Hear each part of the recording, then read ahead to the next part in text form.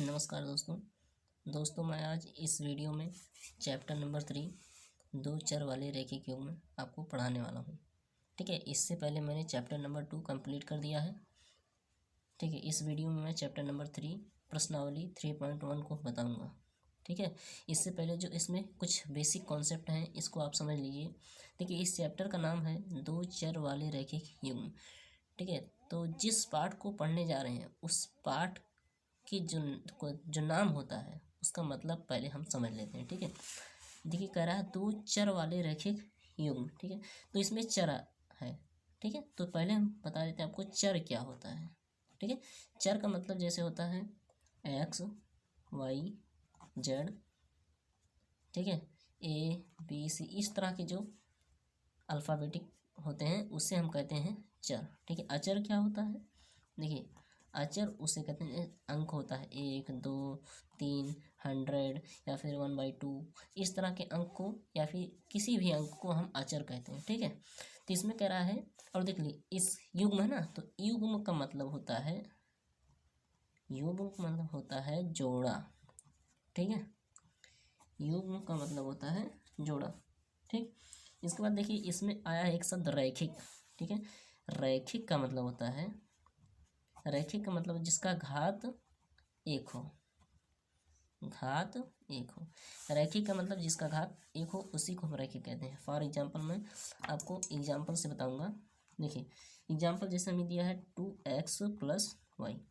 देखिए इसमें दो चर हैं, एक x और y। ठीक है, दो चर, हमें ये पाठ हुआ दो चर वाले, दो चर वाले रैखिक। रैखिक का मतलब जिसका घात एक हो। देखिए इसका भी घात है, इसका भी घात एक है। ठीक है, रैखिक युग्म, युग्म मतलब जोड़ा। अब देखिए ये हमने जोड़ा बना दिया, इसे हम कहेंगे दो चर वाले रैखिक युग्म। एक एग्जांपल जैसे हम लेते हैं 3t - y = 2। ठीक है, यहाँ से देखिए दो, ठीक है, चर हैं और उनका रैखिक युग्म। ठीक है, युग्म या माइनस कोई भी युग्म कर सकते हैं। ठीक है, तो इस तरह के जो है उसे हम कहेंगे दो चर वाले रैखिक युग्म। ठीक है, तो इतनी बातों को आपको ध्यान रखना होगा इस चैप्टर में। ठीक, अब बढ़ते हैं चैप्टर नंबर 3.1 की तरफ। ठीक है, देखिए चैप्टर नंबर 3.1, देखिए चैप्टर नंबर 3.1 देखिए कह रहा है आफ्ताब अपनी पुत्री से कहता है कि 7 वर्ष पूर्व मैं तुमसे 7 गुनी आयु का था।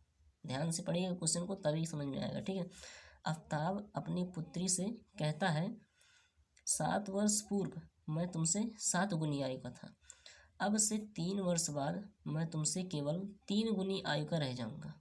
ठीक है, इस स्थिति को बीजगणितीय एवं ग्राफीय रूप में व्यक्त कीजिए।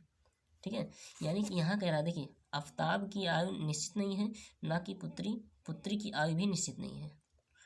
और आफ्ताब कह रहा है अपनी पुत्री की मैं तुमसे 7 वर्ष पूर्व कितना, मैं 7 वर्ष पूर्व मैं तुमसे 7 गुनी आयु का था। ठीक है, तो हम इस सिचुएशन को बीजगणितीय तथा ग्राफीय रूप में व्यक्त करेंगे। ठीक, देखिए हमारा है पहला सवाल। ठीक है, पहला सवाल है, देखिए हमें पुत्री की आयु और आफ्ताब की आयु को निश्चित नहीं है। ठीक है, तो हमें मानना पड़ेगा, तो मान लेते हैं, माना। ठीक है, आफ्ताब की आयु x वर्ष तथा पुत्री की आयु y वर्ष है। पुत्री की आयु y वर्ष है, हमें इसे मान लेना है। ठीक है, तो हमें यहाँ लिखना है प्रथम प्रश्नानुसार। प्रथम प्रश्नानुसार लिखिए या शर्तानुसार लिखिए। ठीक है, प्रश्नानुसार। ठीक है, प्रथम प्रश्नानुसार में क्या कहता है, देखिए प्रथम प्रश्न में कहता है कि मैं तुमसे 7 वर्ष पूर्व 7 गुनी आयु का था। ठीक है, मतलब 7 वर्ष पीछे की बात हो रही है, यानी कि 7 वर्ष पीछे की बात हो रही है, तो लिखना है यहाँ 7 वर्ष पूर्व। ठीक है, 7 वर्ष पूर्व में, 7 वर्ष पूर्व में अब हमें आफ्ताब की आयु ज्ञात करना है। आफ्ताब की आयु। ठीक है, देखिए पूर्व का मतलब होता है माइनस, अब आफ्ताब की आयु मैंने प्रेजेंट में वर्तमान में क्या माना है, एक्स। 7 वर्ष पूर्व चलेंगे तो एक्स माइनस 7 इसका हो गया, ठीक।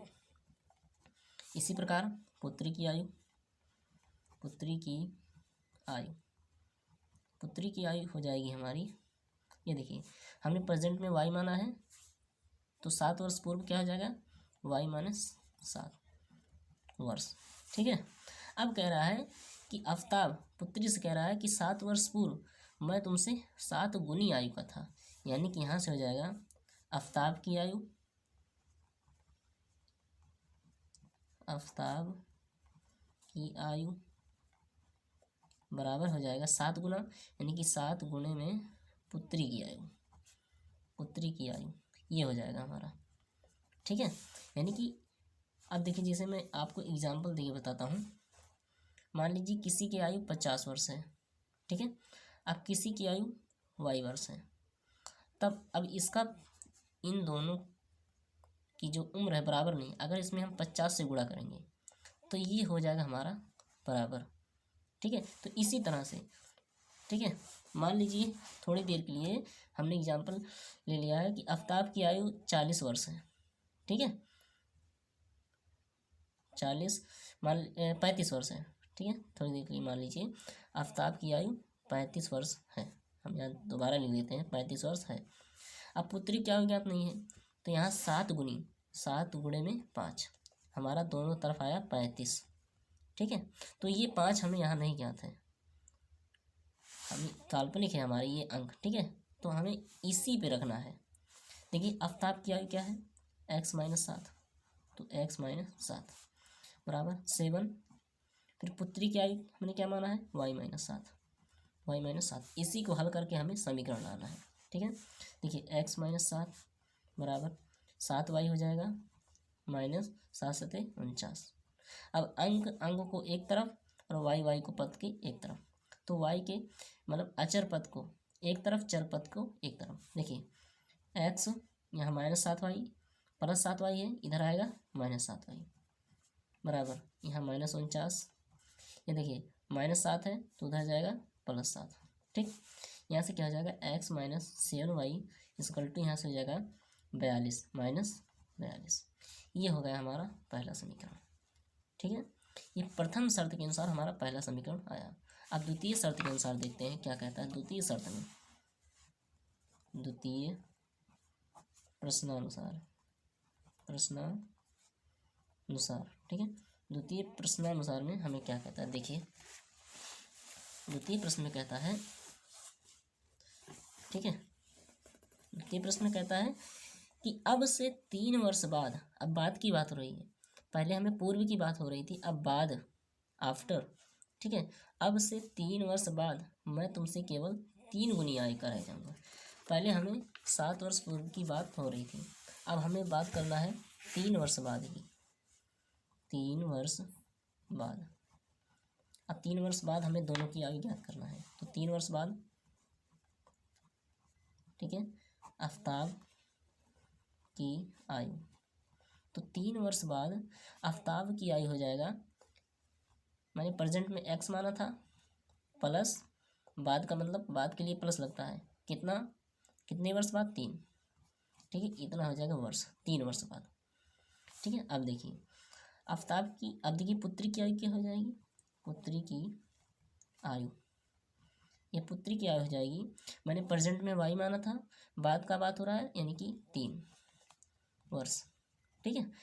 अब देखिए क्वेश्चन में कह रहा है कि मैं तुमसे 3 गुनी आयु का था, फिर मतलब नीचे वाले में पुत्री की आयु में 3 गुना लगाया जाएगा, जिस तरह मैंने यहाँ पुत्री की आयु में 7 गुना लगाया था, इसी तरह यहाँ भी 3 गुना, यानी कि x प्लस 3, ये x प्लस 3 इक्वल टू 3 गुना मैंने इसमें लगाया है y प्लस 3। अब देखिए दोनों साइड को हल कर लेना है, समीकरण के रूप में हमें इसे लाना है। x प्लस 3 इक्वल टू यहाँ से 3y प्लस 3 तिया 9, ठीक है। अब देखिए चर को एक तरफ, अचर को एक तरफ, x माइनस ये प्लस 3y इधर आएगा माइनस 3y बराबर 9 माइनस 3, या प्लस 3 उधर जाएगा माइनस 3, ठीक है। x minus 3y equal to 9 में से 3 गया 6, ये हमारा गया दूसरा समीकरण। अब कह रहा है इसी से प्राप्त समीकरण को बीजगणितीय तथा ग्राफीय रूप में व्यक्त कीजिए। ठीक है, अब इसे हम पहले बीजगणितीय रूप में व्यक्त करते हैं। ठीक है, देखिए ये हमारा है बीजगणितीय रूप। देखिए हम यहाँ से डाल देते हैं बीज गणितीय रूप। ठीक है, बीज गणितीय रूप में हमें इसे बॉक्स बनाना होगा, बॉक्स। ठीक है, यहाँ पर लिखना है हमें, ये पहले समीकरण के लिए बॉक्स बना रहे हैं, पहले, ठीक है, समीकरण के लिए, ये हम पहले समीकरण के लिए बना रहे हैं। पहला समीकरण हमें दिया है, हमें पहला समीकरण x minus 7y is equal to -42। ठीक है, ये हमें पहला समीकरण दिया है। अब देखिए प्रत्येक सिचुएशन में हमें उसका निर्देशांक लाना है। देखिए यहाँ से यहाँ x लिखेंगे, ठीक है, इधर हम लिखेंगे x, इधर हम लिखेंगे y इजकल टू, देखिए यहाँ से हमें y का मान लाना है, तो यहाँ से क्या करेंगे -7y इजकल टू -42, यहाँ से जाएगा -x। ठीक है, तो -7 इजकल टू, माइनस कामन ले लेंगे, माइनस यहाँ से कामन होगा तो 42 प्लस माइनस कटा, हमें y का मान प्राप्त करना है, तो y बराबर 42 प्लस x बटे 7। तो यहाँ y का मान यहीं पर पुट करना है, 42 प्लस x बटे 7। अब देखिए यहाँ पर अपने आप से रखना है। देखिए अगर हम x का मान 0 रखें, यहीं पर देखिए आप, अगर हम यहीं x के स्थान पर 0 रख दें, यहाँ पर x के स्थान पे 0 रख दें, तो y का मान कितना आएगा, यहाँ पर 0 हो जाएगा, तो 42 बटा 7 बचेगा, यानी कि 7 से 42 में भाग देंगे तो कितना आएगा 6, तो ये y का मान 6। अब पहली स्थिति में हम x में पहले रखेंगे मान, अब दूसरी स्थिति में y में रखेंगे पहले मान। ठीक है, अगर हम y में 0 रख दें, y का मान 0, यहाँ से देखिए हल करने पे क्या आएगा, मैं अलग से हल कर देता हूँ। जैसे हमारा समीकरण दिया है y बराबर 42 प्लस x अपॉन 7, तो y बराबर हमें 0 रखना है, तो 0 बराबर 42 प्लस x बटे 7, 7 से इसमें गुणा करेंगे तो जाएगा 0 बराबर 42 प्लस x, यानी कि x बराबर आएगा -42, यानी कि x के मान में हमारा आया -42। ठीक है, ये एक्स्ट्रा मैं कर रहा हूँ इतना, ठीक है, इतना एक्स्ट्रा है। इस तरह से हमने दो बिंदुओं को प्राप्त किया, एक 0,6, दूसरा हमने किया -42,0। ठीक है, ये x है, ये y है, ये भी x है, ये y है।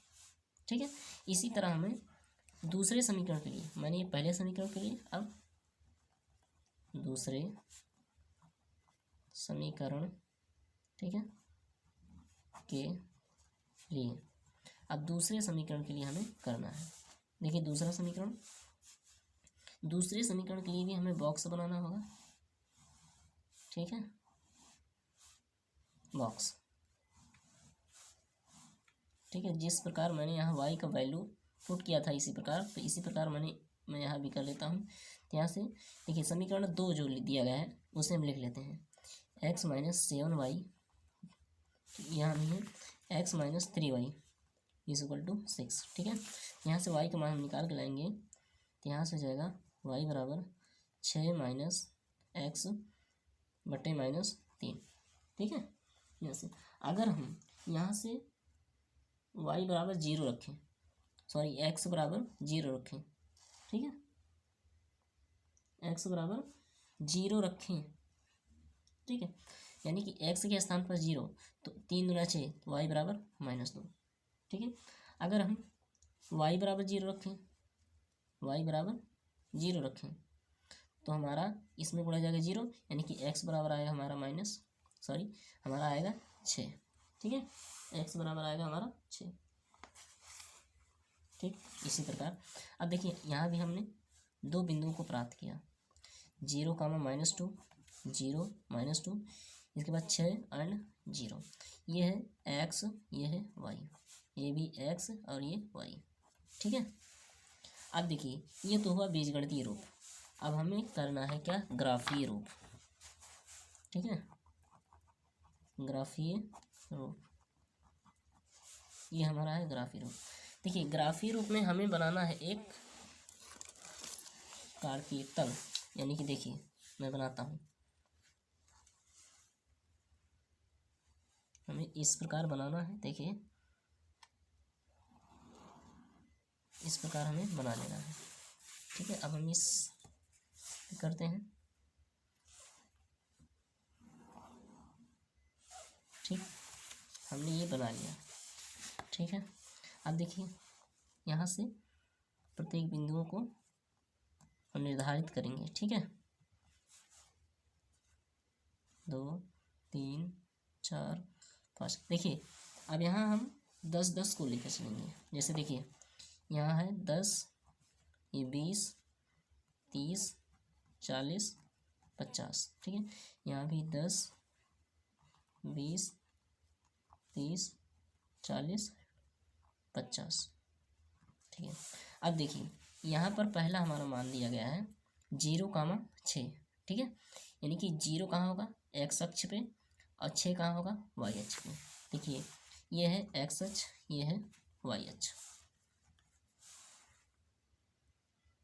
ठीक है। मतलब ये एक्स अक्ष है, इसके नीचे वाला वाई अक्ष है, ठीक है। तो देखिए मैंने इधर -10, -20, -30, -40, -50 रख दिया, ठीक। इसके बाद हमें दिया है -42,0। इससे पहले दिया है 0,6, तो मैंने 0 इधर और 10 के नीचे लगभग 6 होगा यहाँ, तो ये हो जाएगा हमारा 0,6। ये हमारा निर्देशांक आया, 0 इधर 6 इधर। इसके बाद दूसरा है -42,0। देखिए 10, ठीक है, 10, 20, 30, 40, 42 लगभग इस पे आएगा, ठीक है। ये हो जाएगा हमारा -42,0, ठीक है। अब इस बिंदु को हम मिला देंगे पटरी से, ठीक है। देखिए मैंने इन दोनों बिंदुओं को मिला दिया इस तरह, ठीक है। अब इन दोनों बिंदुओं का जो समीकरण है इस पे लिख देंगे। समीकरण क्या था, इन दोनों बिंदुओं का समीकरण ये देखिए, x - 7y बराबर -42, यहाँ लिख देना है x - 7y बराबर -42, ठीक है। तो हमने लिख दिया x - 7y बराबर -42, ठीक है।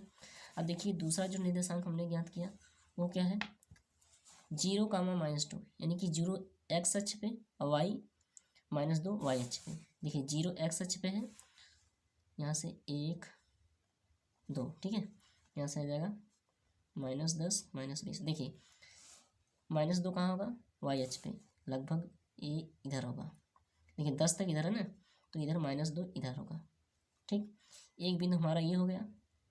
दूसरा क्या है 6,0, यानी कि 6 एक्स अक्ष पर, लगभग हमारा जाएगा इधर, ठीक। तो इन दोनों बिंदुओं को अब हम मिला देंगे। देखिए इन दोनों बिंदुओं को हम मिला दिए, ठीक है।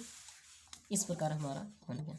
अब इसका भी समीकरण लिख दीजिए। इसका समीकरण क्या था, x - 3y बराबर 6, x - 3y बराबर 6, ठीक है। इस तरह से हमारा प्रश्नोत्तर नंबर 1 कंप्लीट हुआ, ठीक है। अब आइए प्रश्न नंबर 2 पे, ठीक। देखिए प्रश्न नंबर 2 हमारा है, प्रश्न नंबर 2 है। देखिए प्रश्न नंबर 2 में कह रहा है क्रिकेट के एक कोच ने 3900 में 3 बल्ले तथा 6 गेंदें खरीदी। बाद में उसने एक और बल्ला तथा उसी प्रकार की 3 गेंदें 1300 रुपये में खरीदी। इस स्थिति को बीजगणितीय तथा ज्यामितीय रूपों में व्यक्त कीजिए। ज्यामिति का मतलब है दोस्तों ग्राफी, क्योंकि मैंने ज्यामिति बनाया था, ठीक है। तो इसको भी इस सिचुएशन में देखिए, हमें बल्ले का मूल्य, गेंदे का मूल्य नहीं पता फिक्स कि एक गेंदे या एक बल्ला कितने का है, तो उसे हमें पहले मानना पड़ेगा, ठीक है। तो हम पहले उसे मान लेते हैं। देखिए माना एक, ठीक है, माना एक गेंद का मूल्य, इसमें गेंद और बल्ले का जिक्र है, ठीक है। माना एक बल्ले का मूल्य x रुपये तथा एक, ठीक है, गेंद का मूल्य वाई रुपये है। ये हमने कर लिया, पहले मान लिया। अब देखिए इसमें भी दो सिचुएशन बन रहे हैं, यानी कि दो प्रश्न बन रहे हैं। देखिए यहाँ से लिखेंगे प्रथम प्रश्नानुसार, प्रश्नानुसार। दोस्तों किताब साथ में लेकर बैठिएगा, ठीक है, तभी ज़्यादा समझ में आएगा। देखिए कह रहा है कि एक टीम के कोच ने 3900 में 3 बल्ले तथा 6 गेंदें खरीदी। देख लीजिए 3900 में 3 बल्ले 6 गेंदें खरीदी, यानी कि 3 बल्ले का मूल्य और 6 गेंदें का मूल्य 3900 के बराबर है। ठीक है, इससे हमारा पहला समीकरण 3 बल्ले यानी कि एक बल्ले का मूल्य x और 3 बल्ले का मूल्य 3x प्लस 6 गेंदें, एक गेंद का मूल्य y, 6 गेंद का मूल्य 6y बराबर किसके है 3900 के। ठीक है, ये हमारा बन गया समीकरण 1। देखिए इसमें 3 से भाग जा रहा है, ठीक है, 3 से भाग सब में दे देंगे। 3 से दोनों पक्षों में भाग देने पर देखिए यहाँ से हो जाएगा x plus 2y is equal to 3 एकन्ने 3, 3 त्रिकोण 1300, ये हो जाएगा हमारा समीकरण 1। ठीक है, अब देखिए हमारा समीकरण 2 यानी कि द्वितीय प्रश्नानुसार, ठीक है, द्वितीय प्रश्नानुसार में कह रहा है, ठीक है, देखिए द्वितीय प्रश्न में क्या कह रहा है इसी प्रकार की एक और बल्ला तथा उसी प्रकार के 3 गेंदें 1300 रुपये में खरीदी। यानी कि दोबारा जब खरीदा गया तो एक बल्ला खरीदा गया, यानी कि x प्लस अब कितनी गेंदें खरीदी गई 3 गेंदें, यानी कि 3y बराबर कितने रुपए में 1300 रुपये में। ये बन गया हमारा समीकरण नंबर 2। अब इसी समीकरण को पहले बीजगणितीय रूप में फिर ज्यामितीय रूप में, देखिए यहाँ से पहले हम बॉक्स बनाएंगे, ठीक है, प्रत्येक समीकरण के लिए इसमें यहाँ लिख देंगे पहले समीकरण के लिए, ये पहले समीकरण के लिए हम बॉक्स बना रहे हैं। ठीक है, यहाँ से देखिए 2 मान, ठीक है, अगर हम यहाँ से x है यहाँ y है, यहाँ से देखिए पहले समीकरण अगर हम x का मान 0 रखें, x का मान अगर हम 1300 रखें यहाँ पर 1300, तो हमारा y का मान कितना आएगा, y का मान आएगा 0। कैसे देख लीजिए, एक्स्ट्रा आया मैं बता दे रहा हूँ। इसमें अगर x के स्थान पर मैंने 1300 रखा plus 2y is equal to 1300, तो मैं इसे उधर पक्षांतर करता हूँ तो 2y बराबर 1300 माइनस 1300, 2y बराबर 0, तो y बराबर 0 बटा 2 बराबर 0 आ गया। यानी कि जब मैंने x का मान 1300 रखा तो y बराबर हमारा 0 प्राप्त हुआ। अब हम y के मान को रखेंगे, ठीक है, अब फिर अगर हम x का मान 1300 रखा फिर 0 आया, अगर x का मान 0 भी रख के देख लेते हैं। यहाँ अगर x के मान में 0 रखा जाएगा 0 तो 2 से भाग हो जाएगा 1300 में, तो ये जाएगा 650। तो यहाँ से हमें हो गया पहला 1300 कामा 0, ठीक है, दूसरा 0 कामा 650, ठीक, यानी कि ये x है y है, ये x ये y, ठीक है। इसी प्रकार दूसरे समीकरण के लिए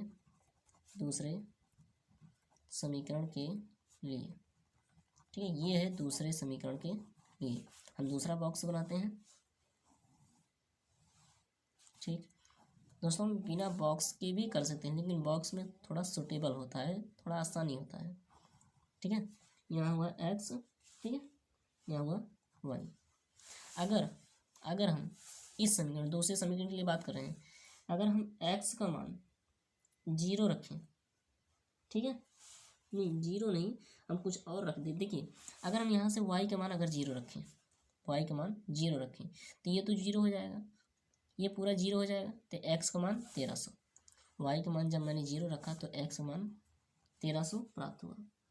ठीक है, अगर हम y का मान लगभग हम रखें, देखिए ये अपने हिसाब से आप रख सकते हैं, ठीक है, मैं अपने सुटेबल के हिसाब से रख रहा हूँ, तो आप अपने हिसाब से रख सकते हैं। ठीक है, अगर मैं y का मान लगभग 100 रखूँ, 100 इसमें रख के देख लें, तो अगर इसमें हमें छोटे से छोटा मतलब छोटा वैल्यू लाना है, इस तरह हमें मान रखना है, ताकि हमें जो है ज्यामितीय रूप बनाने में आसानी हो।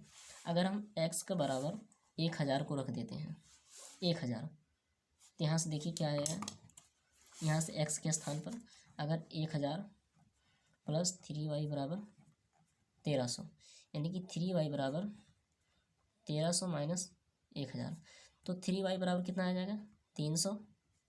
ठीक, तो 3 तिया 3 करने 3, यानी कि y बराबर हमारा आ जाएगा आपका 100। ठीक है, तो y बराबर हमारा कितना आएगा, जब हमने x बराबर 1000 रखा तो y बराबर हमें 100 प्राप्त हुआ। ठीक है, ये अगर ना समझ आया, अगर हमारी वीडियो को ना समझ आया तो एक बार दोबारा देखिएगा। ठीक है, तब समझ में आएगा। देखिए यहाँ से 1300 कामा 0, ठीक, इसके बाद हमारा प्राप्त हुआ 1000 कामा 100। ठीक है, 1000 कामा 100। देखिए ये x है, ये y है, ये भी x, ये y। अब हम बनाते हैं अपना ज्यामितीय रूप। ठीक है, यहाँ से हम अगले पेज बनाते हैं। ठीक है, देखिए ज्यामितीय रूप हम इस पे बनाते हैं। देखिए यहाँ से मैंने पटरी को लिया स्कूल। ठीक है, इसके बाद देखिए यहाँ से मैंने बनाया थोड़ा सीधा। ठीक है, देखिए अब इस तरफ भी हम कुछ को बना लेना है। देखिए ठीक, अब देखिए क्योंकि क्वेश्चन में जो दिया गया है हमें 1300 दिया है, 1000 दिया, 100 दिया है, तो अगर हम यहाँ 1 2 3 4 वैल्यू रखते चलेंगे तो 1300 बहुत दूर तक चला गया, यानी कि इस पेज में नहीं आएगा। तो हम 100 200 300 400 इस तरह मान के चलेंगे। ठीक है, देखिए 2 3 4 5, चूँकि 1300 आखिरी वैल्यू है। ठीक है, 13 तक करेंगे, 6 7 8 9 10, यहाँ और बढ़ा लेंगे 11 12 13। ठीक है, यहाँ भी 1 2 3 4 5 6 7 8 9 10 11 12 13। ठीक है, तो यहाँ इसका नाम रख देंगे 100, जिसका वैल्यू है 200 300 400। ठीक है, 500 6 7 8 9, यहाँ हो गया हमारा 13। ठीक है, यहाँ से 100 200, ठीक है, 300 400 500 600 7, यहाँ से हम रखते चलेंगे, यहाँ आ गया हमारा 1300। ठीक है, इस तरह से हमने लिया। अब देखिए हमारा क्वेश्चन में क्या था। देखिए पहले बिंदु के लिए, पहले समीकरण के लिए हमारा क्या था। देखिए x का मान 1300, y का मान 0, यानी कि ये x अक्ष है, x अक्ष पे हमें 1300 इधर जाना है, ये बिंदु, और y के मान पे 0, यानी कि यही। ठीक, यानी कि यहाँ से हमारा आ रहा है 1300 कामा 0, ये हमारा आया। दूसरा है देखिए 0 कामा 650, यानी कि x अक्ष पे 0 और y अक्ष पे 650। देखिए ये x अक्ष है तो x अक्ष पे 0, y अक्ष है तो y अक्ष पे 650। देखिए 650 लगभग बीचों बीच आएगा। ठीक है, यानी कि ये बिंदु और ये बिंदु हमें मिलाना होगा। ठीक है, तो हम इसे मिला देते हैं अच्छे से। देखिए ये हमने इसको मिला दिया। ठीक है, अब देखिए मिलाने के बाद इसका जो समीकरण है इसके ऊपर लिख देना है। समीकरण क्या था, पहला x प्लस 2y बराबर 1300। ठीक है, यहाँ से हम लिख देंगे x प्लस 2y बराबर 1300। ठीक, ये हमने रख लिया। दूसरे समीकरण में हम क्या कह रहा है, देखिए दूसरा समीकरण x का मान 1300, y का मान 0, यानी कि x अक्ष पे 1300 यही बिंदु रहेगा, और y अक्ष पे हमारा 0, मतलब यही बिंदु रहेगा। ठीक, अब फिर दूसरा देखिए 1000 और 10, x पे 1000, y अक्ष पे 100, यानी कि x अक्ष पे 1000 यहाँ, ठीक, और y अक्ष पे 100 ये, यानी कि इन दोनों बिंदुओं को हमें मिलाना है। ठीक है, तो हम मिला देंगे। देखिए इस तरह रखना है, हमें अच्छे से मिलाना है ताकि कोई गड़बड़ी ना हो। ठीक है, ये हमने मिला लिया। ठीक है, अब देखिए इसका समीकरण जो दूसरा समीकरण है उसको समीकरण को लिख देना है। दूसरा समीकरण है हमारा x प्लस 3y बराबर 1300। ठीक है, तो इस तरह से हमारा क्वेश्चन नंबर 2 भी कंप्लीट हो गया। ठीक है, ठीक है, आशा करता हूँ ये वीडियो आपको पसंद आ रही होगी। ठीक है, पसंद आए तो हमारी वीडियो को लाइक करें एंड सब्सक्राइब करें चैनल को हमारे। देखिए क्वेश्चन नंबर 3, क्वेश्चन नंबर 3 कहता है कि 2 किलोग्राम सेब और 1 किलोग्राम अंगूर का मूल्य किसी दिन 160 था। एक महीने बाद 4 किलोग्राम सेब और 2 किलोग्राम अंगूर का मूल्य 300 हो जाता है। इस स्थिति को बीजगणितीय तथा ज्यामितीय रूपों में व्यक्त कीजिए। ठीक है, उसी तरह हमारा है। ठीक है, तो हमारा सेब और अंगूर का मूल्य पता नहीं है कि एक सेब का मूल्य, एक अंगूर का मूल्य कितना है। ठीक है, तो हम सबसे पहले मान लेते हैं। ठीक है, यहाँ से माना एक सेब का मूल्य x रुपये तथा एक अंगूर का मूल्य y रुपये है, y रुपये है। ये हमें मान लेना है। मतलब एक यहाँ है 1 किलोग्राम। ठीक है, यहाँ से 1 केजी है, यहाँ भी 1 केजी है। ठीक है, 1 किलोग्राम सेब का मूल्य x रुपये तथा 1 किलोग्राम अंगूर का मूल्य y रुपये है। ठीक है, अब देखिए यहाँ भी 2 सिचुएशन बन रहा है। तो प्रथम प्रश्नानुसार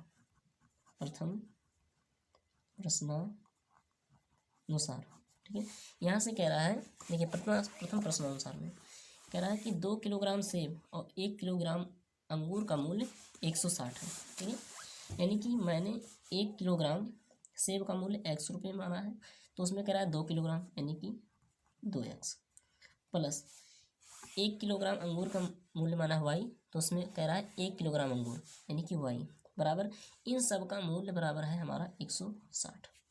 ठीक है, 160 ये हमारा हो गया। ठीक है, ठीक है, ये हमारा पहला समीकरण। दूसरा समीकरण में मतलब द्वितीय प्रश्नानुसार ठीक है, द्वितीय प्रश्नानुसार में देखिए हर सवाल में तीनों क्वेश्चन में 2 सिचुएशन दिए गए हैं। ठीक है, द्वितीय प्रश्नानुसार में कह रहा है। ठीक है, अब देखिए 1 महीने बाद 4 किलोग्राम सेब और 2 किलोग्राम अंगूर का मूल्य 300 हो जाता है। इस स्थिति को बीजगणितीय तथा ज्यामितीय रूपों में व्यक्त कीजिए। ठीक है, यानी कि कह रहा है कि 4 किलोग्राम सेब और 2 किलोग्राम अंगूर यानी कि 4x + 2y बराबर हमारा आ गया है 300। ठीक, ये हमारा है क्वेश्चन समीकरण नंबर 2। ठीक, अब इन्हीं दोनों समीकरणों को बीजगणितीय तथा ज्यामितीय रूप में व्यक्त करना है। देखिए पहले हम बीजगणितीय रूप में पहले समीकरण के लिए ठीक है, समीकरण के लिए ठीक है, देखिए पहले समीकरण के लिए क्या है, बॉक्स बनाएंगे। मैंने बार बार आपको बताया है, बॉक्स, फिर x और y का मान बारी बारी से गिनना है। ठीक है, देखिए इसमें हमारा है x। ठीक है, ये तो हो गया हमारा x। ठीक है, यहाँ से y का मान हमारे निकलेगा। देखिए y का मान 160 - 2x। ठीक है, यहाँ से आएगा 160 - 2x। ठीक है, अच्छा जब हम देखिए मैं बार बार बता रहा हूँ आपको, ये वैल्यू आप अपने हिसाब से रखते हैं, अपने हिसाब से रख सकते हैं, ताकि हमारा जो वैल्यू आए वो छोटे से छोटा आए। ठीक है, इसी हिसाब से हम रखते हैं। देखिए अगर हम x का मान रखें, अगर y का मान 0 रखें, y का मान 0 रखें तो ठीक है, तो x का मान आएगा हमारा 80। आप करके देख लीजिएगा। ठीक है, अगर हम x का मान 0 रखते हैं, x का मान, तो y बराबर 160 आता है। ये हमारा हो गया पहला मान। देखिए ये हो गया 80, 0, ये जगह 0, 160। ठीक है, ये जगह x y मान कि x का वैल्यू है, ये y का वैल्यू है, ये जगह x और y ये है। यहाँ हम दूसरा बॉक्स बना लेते हैं। ठीक, देखिए ये हमने बना लिया। ठीक, यहाँ हो गया x, यहाँ y बराबर हो जाएगा दूसरे समीकरण के लिए, यहाँ से y बराबर हमारा हो जाएगा, देखिए यहाँ हो जाएगा 300, ठीक है, माइनस 4x अपॉन में 2। ठीक है, अगर हम x बराबर 0 रखें, यानी कि जहाँ x है इसका मान 0, तो y बराबर हमारा आ जाएगा 150। देखिए कैसे, x के मान में हम 0 रखें तो ये इतना आ गया वैल्यू 0, यानी कि 300/2 आएगा हमारा 150। ठीक है, अगर हम y बराबर 0 रखें, यानी कि यहाँ बराबर 0 रखें, तो हमारा आ जाएगा, देखिए मैं यहाँ से करके दिखा रहा हूँ। यहाँ दिया है y बराबर 300 माइनस 4x अपॉन 2, तो y बराबर हमें 0 रखना है, तो जाएगा 0, ठीक है, is equal to 300 minus 4x upon 2, तो जाएगा 4x इज इक्वल टू 300। ठीक, 4x, ठीक है, यहाँ से देखिए, ठीक है, ठीक है, तो यहाँ से हमारा हो जाएगा 75, तो ये जाएगा 75। ठीक है, तो यहाँ से हमारा क्या मिला, 0,150 75,0, ये हो गया x y, बचा हमारा क्या, अब हमें बनाना है ये वाला सिस्टम, यानी कि ज्यामितीय रूप बनाना है। ठीक है, तो हम ज्यामितीय रूप बना लेते हैं। देखिए हम ज्यामितीय रूप बना लेते हैं दूसरे पेज में, ताकि आपको बार बार मैं पढ़ूँ तो आपको परेशानी ना हो। देखिए यहाँ से मैं इसे सीधा कर लेता हूँ, ठीक है, ताकि हमें मान जल्दी से दिख जाए। देखिए यहाँ हम कार्तीय तल बना लेते हैं, यानी कि ज्यामितीय रूप को व्यक्त करने के लिए। ठीक है, देखिए सीधा करना है एकदम, ये मैंने बना लिया। ठीक है, इस तरफ भी बना लेते हैं।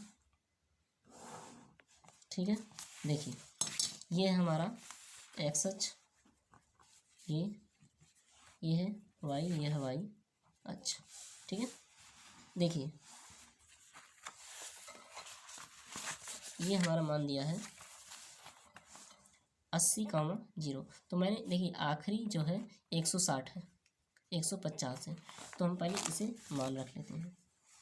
ठीक है, देखिए ये है हमारा 10 20 30 40 50 60, ठीक है, 70 मान लीजिए। यहाँ तक आया आपका 150, मेरे पास जगह नहीं है इसीलिए मैंने यहाँ रखा। ठीक है, 10 20, ठीक है, 30, इस प्रकार से। यहाँ भी मैंने इस प्रकार से लिया 10 20 30 40 50 60 70, ठीक है, मान लीजिए यहाँ से हमारा आया 1300, सॉरी 1300 नहीं 150, 150। ठीक, इस प्रकार। अब देखिए हमारा जो वैल्यू है, देखिए पहले समीकरण लिया है, पहले समीकरण के लिए है x का मान 80, y का मान 0, यानी कि x का मान 80। देखिए पहले समीकरण के लिए x के मान पे क्या रखना है हमें 80, यानी कि x अच्छी है तो 80, 10 20 30 40 50 60 70 80, यानी कि ये मिला हमें ये बिंदु। इसके बाद दूसरा पॉइंट है 0,160। देखिए 0, यानी x के स्थान पर 0 और y अक्ष पर 160। देखिए ये x अक्ष है, यहाँ 0, ठीक है, और y अक्ष पर 160, यानी कि 150 है, तो हमारा लगभग जाएगा ये 160 इधर 160, यानी कि ये बिंदु और इस बिंदु को हम कर देंगे रेखा से मिलान। ठीक है, मिलान देंगे। ठीक है, हमने इसे मिला दिया। अब मिलाने के बाद इस समीकरण को हम लिख लेंगे। इसका समीकरण है 4x + 2y = 30। ठीक, अब देखिए दूसरा है, दूसरा हमारा जो है ये हम लिख लेते हैं, बार बार परेशानी होती है। देखिए ये है 0,150 एंड दूसरा है 75,0। ठीक, देखिए क्या है 0,150, यानी कि 0 x अक्ष पे है, 150 y अक्ष पे, यहाँ ये वाला। ठीक, दूसरा देखिए 75 x अक्ष पे, यानी कि x अक्ष पे 10 20 30 40 50 60 70, 75 बीच में यहाँ आएगा। ठीक है, यानी कि यहाँ ये जो है y अक्ष पे 0। ठीक है, अब इसको और इसको हम मिला देंगे।